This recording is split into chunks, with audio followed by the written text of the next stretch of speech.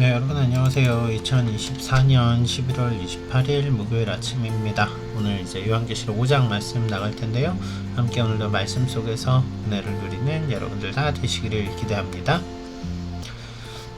네, 생명상 말씀 나눔 11월 28일 오늘 요한계시록 5장 1절부터 7절까지의 말씀을 우리가 함께 봅니다. 어제 본문과 오늘 본문이 이어지는 그 그림이 있다면 아마 그건 보좌일 거예요. 하늘 보좌, 그쵸?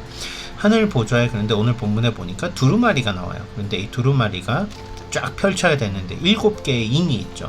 인은 아무나 뗄 수 없습니다. 그렇죠?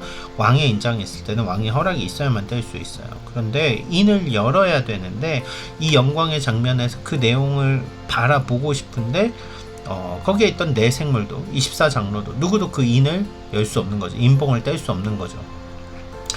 사도 요한은 그 가운데 절망합니다. 그 내용을 보고 싶지만 볼 수 없었기 때문에 갑갑해합니다. 그래서 슬피 울기도 합니다. 이해가 잘 안 되겠지만 당시 초대교회 상황을 생각해 보면 이해가 되죠. 너무나 아프고 힘들어서 그 미래에 주시는 말씀들을 듣고 싶고 보고 싶고 그 미래 이야기들을 나누고 싶은데 열 수가 없는 거예요. 볼 수가 없는 거예요. 그렇죠? 자, 그러나 그 인을 열 수 있는 유다의 사자가 등장을 합니다. 여러분 잘 생각해 보세요.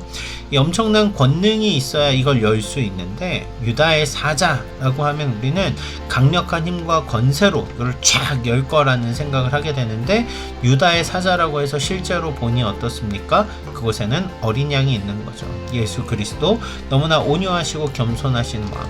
하지만 그 너무나 온유하고 겸손하신 왕이 십자가의 보혈로 우리를 구원하시고 죄와 사망의 권세를 이기고 승리하셨기 때문에 승리하신 왕이신 예수 그리스도는 그 인봉을 여시는 거죠. 그 인봉을 열기에 합당하신 거죠.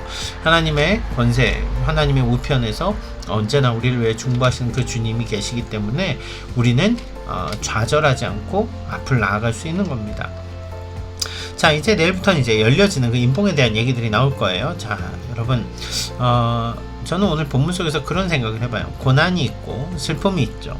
하지만 그것이 과정이라는 걸 잊지 않으셨으면 좋겠어요. 이 고난이 우리의 삶의 끝이 아니라 이 고난의 끝에는 항상 우리는 하나님의 어린 양이신 예수 그리스도 앞에 나가게 된다라는 거예요. 우리의 인생의 모든 끝자락을 향해서 그 여는 인생의 끝자락을 여시는 유일한 길, 그건 바로 예수 그리스도의 손에 달렸기 때문에 오늘의 눈물과 슬픔이 기쁨으로 변화되고 은혜와 찬양으로 바뀌게 되는 그런 역사들이 있었으면 좋겠어요. 오늘도 말씀 가운데 승리하는 여러분들 다 되시기를 주님의 이름으로 축원합니다. 감사합니다.